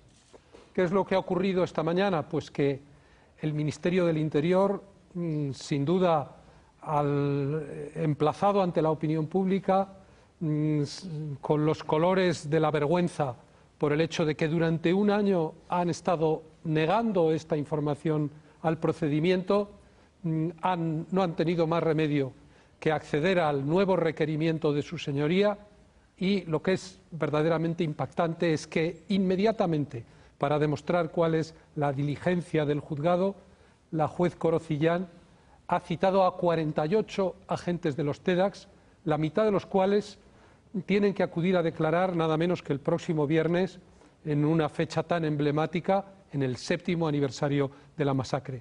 Casimiro va a resumir como introducción de esta última parte del programa las peripecias y el significado de esta acción judicial. Sí, comentábamos antes de entrar en antena que si no hubiera sido por esa querella que se presentó en julio de 2009, probablemente ya no se hablaría del 11M. Probablemente sería uno de esos asuntos que quedan aparcados en la memoria y que solo algunas personas se dedican a ello casi como mero recordatorio, como una fecha para recordar algo que fue muy triste, pero la investigación estaría muerta. ¿Qué ha ocurrido? ¿Qué ocurrió para que el tema se reactivara? Pues en el mes de mayo 9, uno de los peritos que participó, uno de los peritos nombrados por el tribunal, que es Antonio Iglesias, y que participó en la pericia independiente que se hizo para el tribunal, escribió un libro, el libro Titadín, en el que se llegaban a 3 conclusiones muy importantes. En al menos uno de los focos, en el foco 3 del Pozo, no estalló cómado seco, como dice la sentencia, sino que estalló titadín. Eso no es una sospecha, es una evidencia científica. La segunda conclusión, no menos importante, es que la muestra... Por la presencia de 2 componentes que lo son del titadín, el dinidrotolueno y la nitroglicerina, y que no lo son del ahumado seco. Una segunda conclusión no menos importante es que la muestra M2, la que se obtuvo de la furgoneta Kangoo, de la que ya hemos hablado antes, y la que sirvió de cotejo de gómado seco que puso el comisario jefe de los TEDx, Sánchez Manzano, para compararlas, las 2, dice este libro de investigación, Titadín, de Antonio Iglesias, proceden del mismo cartucho. Es decir, que no se utilizaron 2 muestras distintas, sino que procedían del mismo cartucho. Lo que en Román Paladino equivale a sugerir que la policía cogió un trozo de lo que tenía en sus archivos para compararlo consigo mismo y lo colocó en la Kangoo. Y la tercera conclusión es que el dibutil-eftileno no forma parte, o sea, no se puede considerar como un elemento diferenciador entre el ahumado seco y el titadín. En contra de lo que decía la sentencia, que decía que era un elemento diferenciador, y por lo tanto esa aparición de ese componente le servía al juez Gómez Bermúdez para decir que no se podía decir si en los atentados había estallado gómado seco o titadín. Lo dejaba, digamos, de forma abierta. Bueno, este libro tan importante que pone de manifiesto estas 3 conclusiones de manera científica impulsan a la Asociación de Ayuda a Víctimas del 11M a presentar una querella contra Sánchez Manzano y contra la perito jefe de los TEDx, por 3 delitos, por falsedad en documento público, por omisión del deber de perseguir un delito y por encubrimiento, 3 graves delitos. Pero, Ángeles, ¿cuál era el propósito? ¿Cuál era el sentido? ¿Con qué ánimo? ¿Por qué ponen ustedes esa querella? Fundamentalmente porque estuvimos esperando que el tribunal o el Ministerio Fiscal hiciera lo que nosotros hemos hecho, dar un paso al frente y, bueno, pues actuar como ciudadanos, pero también como víctimas, en que se dedujeran de testimonio que en el juicio, bajo mi punto de vista, hubo casos en los que se mintió y como consecuencia de eso, pues es la querella. y Gómez Bermúdez había generado ante ustedes la expectativa de que iba a hacerlo él. Sí, nosotros estuvimos esperando qué pasó, incluso el Ministerio Fiscal, porque lógicamente ellos tienen más recursos que una asociación de víctimas. Pero las personas que forman parte de su asociación, ¿con qué ánimo afrontan este nuevo procedimiento judicial? Siempre con esperanza, porque lógicamente nosotros no nos resignamos a lo que en el juicio se concluyó y pensamos que a lo mejor por otros tipos de juicios podemos encontrar la verdad, porque realmente a las víctimas del 11M lo que más nos molesta es que no se haya hecho justicia. O sea, creemos que hay tantas preguntas que no se han resuelto en ese juicio que, pues en eso estamos, en intentar contestárnoslas. Antes de que José María de Pablo nos explique cómo ve la situación del procedimiento en estos momentos, quizás sería bueno que Casimiro terminara de resumir cuál ha sido el itinerario, qué ocurre desde el momento en que se presenta esa querella. Bueno, la querella se presenta, es admitida el 10 de julio de 2009. O sea, hace ya más de año y medio. Más de año y medio. La juez Corocillán, el juzgado 43 de Madrid, admitió a trámite esa querella y desde ese día el juzgado está solicitando, por mediación de escritos, datos al Ministerio del Interior, de manera reiterada, de manera contundente, hasta tal punto el Ministerio del Interior se ha negado a dar esos datos que el día 2 de marzo pasado mandó un requerimiento al Ministerio del Interior emplazándole que si en 10 días tenía que enviarle la lista de la que ha hablado antes Pedro J. Ramírez, de los TEDAS que participaron en la recogida de los restos del 11M. ¿Cuál es la importancia de esa lista, José María? Bueno, si me permite la garganta explicarlo, porque vengo en unas condiciones... Vamos a ver, la lista ¿Ha tenido usted algún juicio hoy o qué? Pues llevo varios esta semana. Espero que haya ganado alguno, ¿no? Entonces habrá que esperar a la sentencia, ¿no? Como siempre.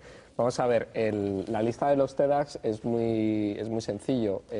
Nosotros empezamos con esta querella para investigar qué es lo que ocurrió con las muestras de explosivos que desaparecieron. O sea, evidentemente toda investigación criminal comienza por la investigación del arma del crimen y en un atentado con explosivo, el tipo de explosivo que se ha utilizado.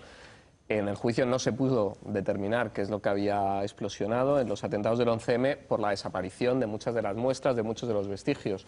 Se trataba de investigar qué había ocurrido, porque nosotros citamos a declarar en un primer momento a los TEDx del grupo de la Brigada de Madrid que habían estado recogiendo muestras en los trenes y ellos explicaban las muchas muestras que habían recogido a lo largo del 11 de marzo, el 12, el 13, habían estado varios días recogiendo y hablaban de toneladas de muestras, ¿no? Toneladas de mucho tipo que luego han desaparecido, porque luego al juicio no llegaron. Cuando se pidieron las muestras en el juicio quedaban 23 tornillos en concreto. Esto es inconcebible y supongo que para ustedes... De 4 trenes y 10 explosiones. O sea, claro, que a ustedes les debe sublevar el que no se pueda acreditar fehacientemente cuál fue el arma del crimen, qué es lo que estalló, cuando el mero hecho de que se cite a 48 agentes quiere decir que ahí hubo mucha gente recogiendo restos de los focos, ¿no? Hubo mucha gente y muy buenos profesionales. Aquí lo digo porque cuando se habla de este tema a veces puede quedar un poco mal el cuerpo de los TEDx y sería injusto. La inmensa mayoría de los TEDx hicieron un trabajo estupendo que yo creo que todas las víctimas le están agradecidas y la sociedad tiene que estarles agradecidos. Hubo un montón de TEDx que hicieron un gran trabajo esos días, recogieron con mucha profesionalidad pruebas y vestigios suficientes para llevar a cabo esta investigación. Ellos lo que explicaron cuando vinieron a declarar es que recogieron todas esas muestras, repito, eran TEDx de la Brigada Provincial de Madrid, que era la brigada que era competente para investigar ese atentado, y ellos cuentan cómo empiezan a llegar unos coches, unos Nissan Patrol, hablan ellos, sobre unos coches de la unidad central, la que mandaba Sánchez Manzano, que les quitan, ellos hablan de que les quitan materialmente esas muestras y se las llevan a la unidad central. Y esa es la última pista que tenemos de esos vestigios. O sea, de esos algodones con acetona con los que habían recogido esos restos de explosivo o de esa ropa de víctimas que habían recortado también, que tenían restos de explosivo. La última pista es TEDAS de la Unidad Central, que se lo llevan a la Unidad Central. Llevamos un año pidiendo que nos diga el Ministerio del Interior quiénes son esos TEDAS que se llevaron muestras a la Unidad Central para que nos digan qué hicieron con ellas. Claro, y el pasado día 2 nos encontramos con que su señoría emite un auto en el que establece un plazo de 10 días porque ya lo había pedido con fecha 9 de marzo. 9 de marzo del 2010. O sea que podemos decir, como hoy afirma el diario El Mundo en su portada, que la diligencia del Ministerio ha tardado 364 días. Sí, le ha faltado un día para el año. Usted dijo que usted consideraba una bofetada el desmentido de Rubalcaba, en el que Rubalcaba sostenía que... Es que es una mentira, porque cuando se tiene documentos que lo acreditan, que hemos salido en los medios, de alguna forma, anunciando que estamos pendientes de esa documentación, que venga el Ministerio del Interior y diga que es la primera noticia que tenga, vamos, no sé a quién van a engañar. Claro, porque lo de los 10 días aún podía haber sido fruto del equívoco que alegaron, de que si ellos solo habían visto un oficio en el que no figuraba el plazo, pero lo de que hacía un año que se venía reclamando esa documentación, en relación a eso no hay equívoco que valga, ¿no? Yo, respecto del equívoco del oficio, yo he visto hoy ya la contestación, porque nos han notificado la contestación que ha dado el Ministerio del Interior hoy, esta misma mañana, y en esa contestación dice, respondiendo al oficio que se ha remitido con copia de la providencia. Es decir, la providencia en la que aparecen los 10 días, según el oficio que ha enviado hoy el Ministerio del Interior, ese oficio acompañaba una copia de la providencia, con lo cual yo entiendo que los responsables del Ministerio tenían delante la providencia en la que les daban 10 días. Entonces, ¿qué sentido tiene el intentar engañar a la opinión pública en los términos tan burdos en que lo hizo el Ministerio del Interior el pasado viernes? Bueno, esto habrá que preguntárselo. Yo pienso que lo que quiere el Ministerio es que nos desgastemos, y como los medios de comunicación que nos apoyan son prácticamente pocos, pues cuando no hay información, la mayoría de la gente no conoce y no es libre de conocerlo. Y ha estado utilizando, pues, de alguna forma, la callada por respuesta. No solamente en lo de los TEDAS, sino también pedíamos el protocolo de los TEDAS, que también lo hemos estado pidiendo a lo largo de estos año y algo. Quiero decir que no solamente se pedía la lista, y también nos lo ha estado demorando. ¿Se acuerda usted que en este mismo plató, en esta misma mesa... En octubre, pero yo quería lo oficial. Yo le dije, mire, este es el documento que a ustedes les dicen... Lo que pasa es que yo lo quería a nivel oficial. Claro. Nos lo han dado hace 3 semanas, pero mutilado. O sea, súper, vamos. ¿En qué sentido mutilado? Pues que realmente en un principio pedíamos todo el protocolo. Al final, José María lo ha pedido como en 5 ocasiones, de varias formas diferentes. Es que ese protocolo que les da... la verdad es que el Ministerio del Interior está jugando al gato y al ratón con ustedes. Es que somos David y Goliat. Él es Goliat, lógicamente, y nosotros David. Ese protocolo que les da, o sea, la búsqueda del protocolo tiene un fin, que es demostrar que los TEDAS no tenían la capacidad para hacer esos análisis y que los tenía que haber hecho la policía científica. Entonces hay una serie de documentos oficiales que demuestran que efectivamente Sánchez Manzano no tenía esa capacidad. Ese protocolo luego se actualizó.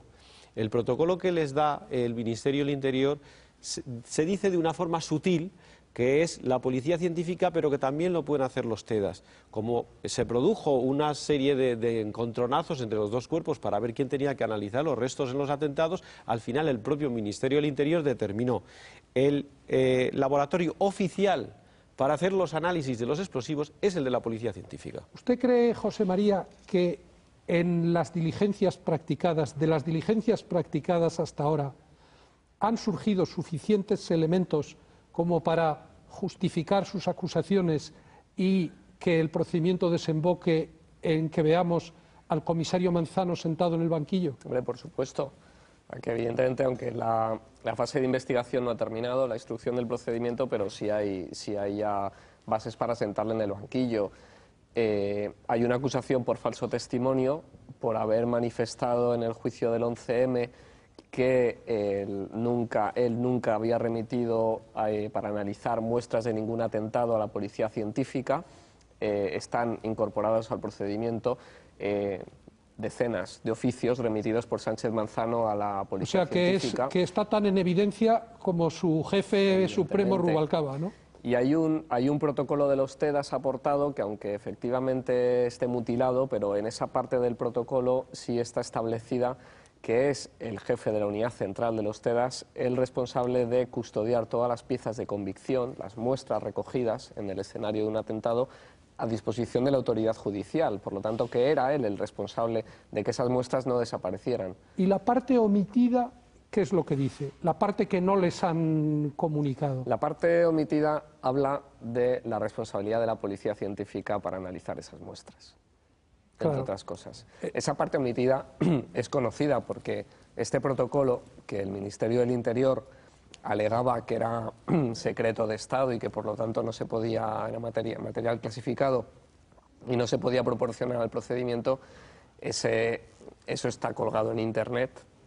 Y además el propio señor Sánchez Manzano lo aportó en otro procedimiento judicial, por lo tanto era algo que se puede presentar en cualquier momento, por lo menos salvo que entendamos que el señor Sánchez Manzano cometió un delito cuando lo aportó en ese otro procedimiento judicial fue la acción civil que dirigió contra nuestro periódico y que en 2 instancias sucesivas desembocó en el mismo desenlace, en la desestimación de su demanda y además en la acreditación judicial de que las investigaciones de nuestro periódico habían sido veraces. Ustedes pidieron que esa sentencia se adjuntara en el procedimiento.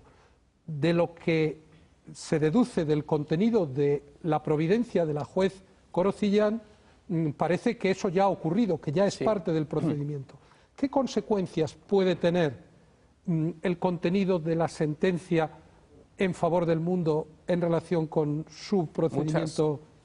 Muchas, porque aunque no crea cosa juzgada, porque son 2 órdenes diferentes, la sentencia aportada ahora es de un procedimiento civil y ahora mismo estamos en un procedimiento penal, o sea que son órdenes diferentes a efectos de cosa juzgada, pero sí se puede decir que en la parte de hechos probados de la sentencia civil se declaran probados hechos que presuntamente son delictivos y que son partes de los hechos por los que se interpone la querella.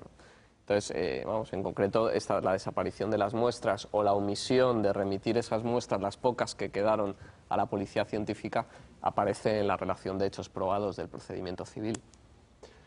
¿Cuáles son los siguientes pasos que van ustedes a dar? Concretamente, claro, pasado mañana ya hoy estamos en miércoles, pasado mañana usted va a tener la oportunidad de interrogar a 24 miembros del TEDAS. ¿Cuáles van a ser sus preguntas clave? Si no es revelar ninguna estrategia. Es muy sencillo, es que yo creo que no hace falta revelar nada porque es evidente para lo que se han pedido. Se trata de acreditar la cadena de custodia de esas muestras, ver dónde se rompe. En algún momento se ha roto la cadena de custodia porque el 11 de marzo había toneladas de muestras y en el año 2007, cuando empieza el juicio, y hasta el momento del juicio, salvo que haya una autorización judicial para destruirlas, que en este caso no hubo, hay que conservar todas las pruebas. En el momento del juicio del 11M quedan solo 23 tornillos de esas toneladas de muestras, ¿no? Entonces, evidentemente, ¿qué hicieron con esas muestras? Los TEDAS que van a declarar son TEDAS por cuyas manos pasaron esas muestras, esos vestigios. ¿Qué hicieron con ellas? ¿A quién se las entregaron? ¿Dónde las dejaron? Probablemente de allí surjan más declaraciones. Tú has investigado bastante todo ese episodio. ¿Cuál es tu conjetura? ¿Qué crees tú que ocurrió en la relación conflictiva entre los TEDAS de la Brigada Provincial y los de la Unidad Central? Bueno, yo creo, como José María, que los TEDAS, y hay que decirlo una y otra vez, hicieron un trabajo muy profesional. Cuando se produce un atentado, los TEDAS acordonan el lugar del atentado, nadie puede pasar allí, miran si hay más explosivos y una vez que han visto que no hay más explosivos, lo que se dedican es a ver los lugares donde se han producido explosiones, recoger los restos que están cerca de ese foco de la explosión para obtener el tipo de explosivo, pasar incluso con un algodón humedecido para que las muestras de polvo de explosivo queden guardadas. Todos esos restos se meten en una bolsa, se dice a qué hora se encontró, dónde se localizó y el número de esa muestra, y todo eso se tiene que trasladar a la unidad de que se trate, donde se custodia, para que luego posteriormente se lleve a la policía científica, que es la que lo tiene que analizar. En un atentado normal se recogen decenas, cientos de vestigios. Yo recuerdo que a mí me contaron los miembros de la policía que cuando se produjo el atentado de la T4 había una habitación enorme, llena de trozos de plástico, de trozos de madera, de trozos de metal, para que luego los miembros de la policía científica lo investigaran. Bueno, en un atentado que se produce en 4 trenes diferentes, que hay 10 explosiones que produjeron muertos, pero luego hay 2 explosiones controladas, que es todavía peor, porque en una explosión controlada uno tiene la bomba, uno puede recoger todo lo que hay alrededor de la bomba. Los TEDAS recogieron, como decía antes José María, centenares de vestigios. Esos centenares de vestigios se llevaron a la unidad central de los TEDAS. ¿Qué ha ocurrido con ellos? Claro, ya en el repaso que hemos hecho en la primera parte del programa resulta inaudito el que cuando se dispone de todo eso se nos hable de componentes genéricos de la dinamita, pero fíjate, porque para decir que hay componentes genéricos de la dinamita no hay que llevarlo a un laboratorio, ni ser científico, ni nada. Es como decir, yo siempre digo lo mismo, que las personas que estamos sentadas en esta mesa llevamos ropa, sí, pero diga usted qué tipo de ropa. Es decir, no, llevan vestuario masculino y vestuario femenino. Yo creo que en esa petición que me hacías de que, ¿por qué crees que sucedió eso? Yo creo, eso sí que creo tenerlo bastante claro. Sánchez Manzano había decidido que era gomado seco y ya lo tenía clarísimo. No necesitaba más vestigios porque él, desde el momento en que envía la M2 y la M3 a la policía científica, lo hace para demostrar una tesis que ya él tenía preestablecida, que es que había estallado gomado seco. Y por lo tanto no necesitaba comprobarlo con otros vestigios y pruebas porque ya lo había decidido. ¿Cuál cree usted, Ángeles, siguiendo el procedimiento? Usted no es jurista, usted es una afectada por lo sucedido y de qué manera. Desde una perspectiva pues, de sentido común, ¿por qué cree usted que Sánchez Manzano se comportó así? Realmente no lo sé, pero hasta ese atentado no se habían de alguna forma saltado los protocolos que hay establecidos en cualquier atentado. Empezando porque la destrucción de los trenes, el no llevar los restos a analizarlos al laboratorio de la policía científica, que es el laboratorio más cualificado y que lógicamente es donde se analizan todos los restos de cualquier atentado. Ha habido tantas irregularidades que en otros atentados de ETA se han llevado a cabo, esos protocolos se saltaron, y que una persona que es un mandado, porque encima de él hay más personas, sea responsable de una decisión de esa envergadura, yo lo dudo. Pero ¿no cabría un escenario de negligencia, de atolondramiento, de, bueno, las circunstancias tan dramáticas, pues todo el mundo estaba desbordado ese día, que a lo mejor pues solo sea que este hombre se comportó de manera incompetente? José María, ¿no cabría ese escenario en el que no habría dolo, en el que al final me pongo de abogado, no del diablo, sino de abogado, no sé si este hombre, señor, yo pienso que una persona que está capacitada para tener un puesto determinado tiene que tener unas ideas muy claras de saber lo que tiene que hacer en cualquier momento. No puede depender de su estado anímico. Por ejemplo, un médico puede estar afectado, pero tiene que saber lo que tiene que hacer en un momento determinado con su trabajo. Si tiene que operar, incluso a un familiar. O sea, es que eso para mí no es justificable. Es que vamos a ver, estamos hablando, puede ser negligencia, hombre, estamos hablando de toneladas de restos de explosivo, ¿eh? Claro, quiere usted decir que algunas de las muestras podrían perderse por el camino, otras por los cajones. Además hay otra cosa. Creo que ha hecho, no sé, los TEDAS hicieron un trabajo estupendo. Entonces, que haya un responsable que no valore ese trabajo también es doloroso.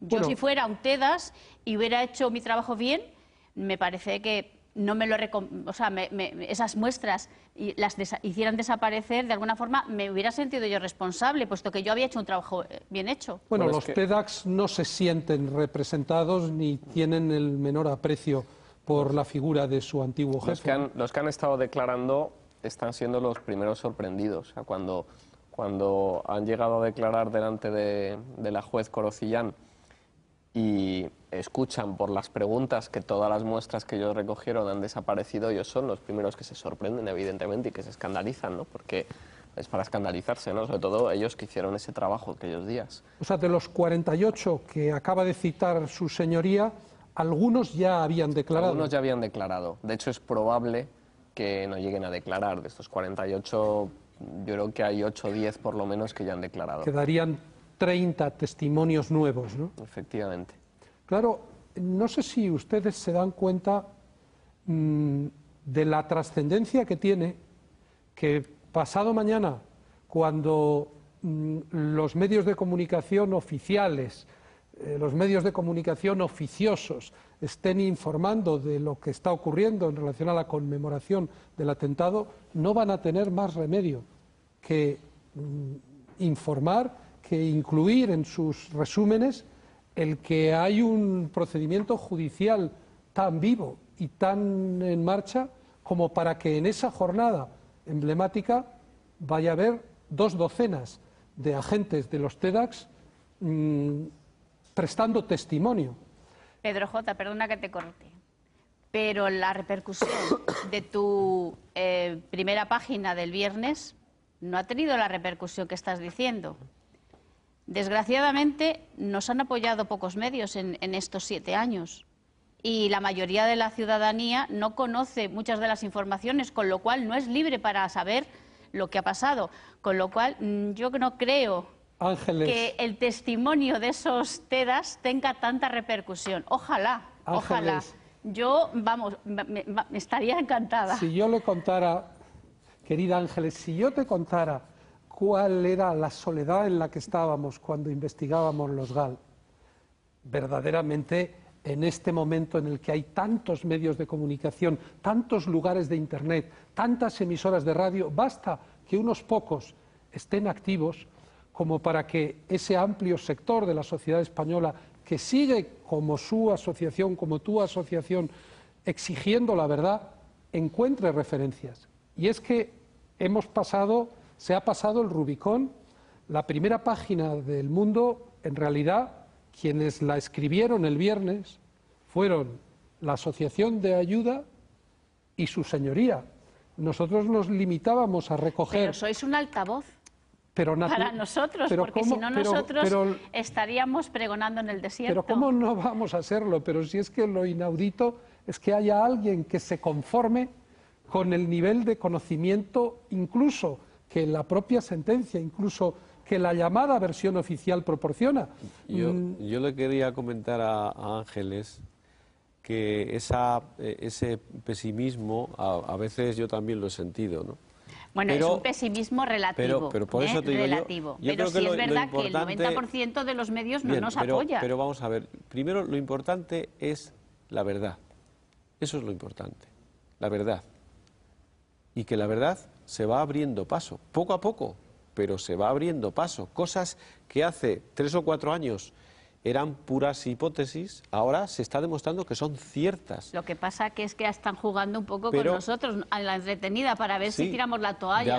De acuerdo, pero la verdad lo que pasa es que han dado conmigo que yo no tengo ganas de tirar la toalla. Y ya de paso, que estoy aquí, agradecer a muchos ciudadanos que me están viendo, que gracias a ellos hemos llegado hasta donde hemos llegado. Porque nuestros recursos son limitados. Y como la mayoría de la gente que me está escuchando sabe, lo que tenemos nosotros a nivel de administración no se puede utilizar para pagar a los abogados, que no lo hacen gratis. Y parte de, nuestra pequeña aportación al esclarecimiento de la verdad se lo debemos a esos ciudadanos anónimos que nos han estado apoyando y que yo hace 1 año y pico tuve que, de alguna forma, pedirles que nos echaran una mano. Ya verá usted, Ángeles, y lo va a notar para bien y para mal cómo este paso que ha dado su señoría va a tener una repercusión y va a cambiar en gran medida el tratamiento de los medios de comunicación. Y además han tenido un aliado inesperado y extraordinariamente poderoso, que ha sido el vicepresidente Rubalcaba en su extraordinaria capacidad autodestructiva. Porque claro, al difundir una mentira tan flagrante ha atraído la atención de la clase política, de la clase periodística.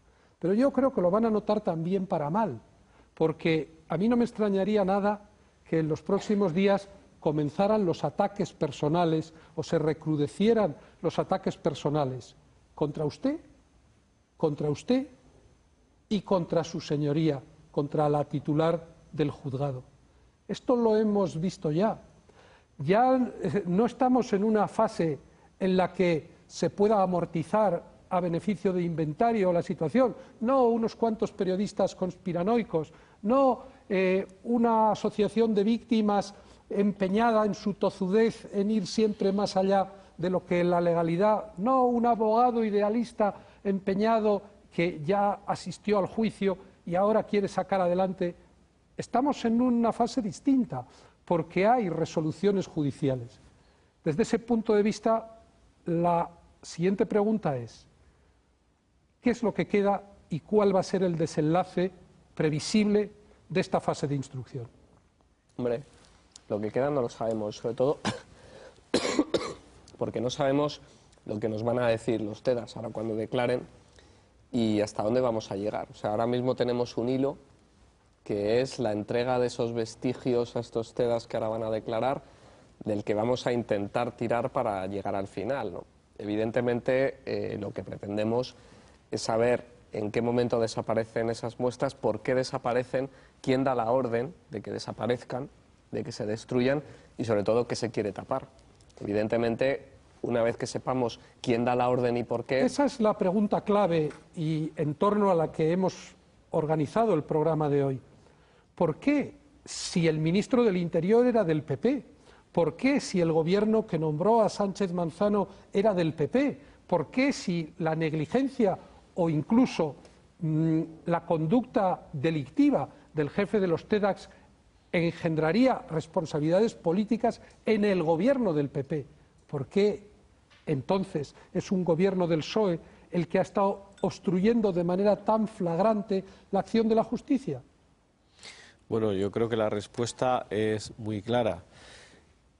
El atentado del 11M tiene un relato, que es el relato de atentado islamista. Todo lo que vaya en contra o ponga en duda ese relato es absolutamente desechado. El cuestionamiento de la actitud de Manzano y, por lo tanto, el cuestionamiento del explosivo que estalló en los trenes, el explosivo determina la autoría. Es decir, es que es tan importante como que el explosivo determina la autoría.